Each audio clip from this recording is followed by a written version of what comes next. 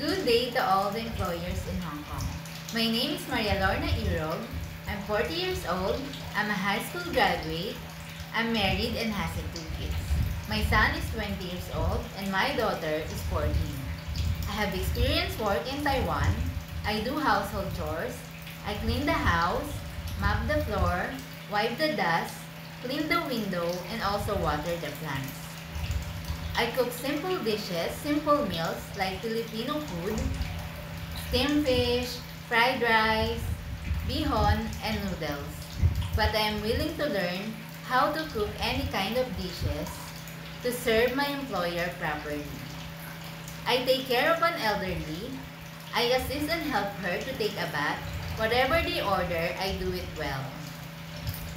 I want to work in Hong Kong because I want to earn money and give to support my family financial needs. I am flexible and willing to learn new things.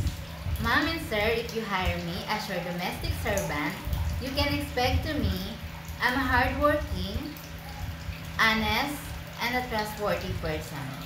Thank you and God bless.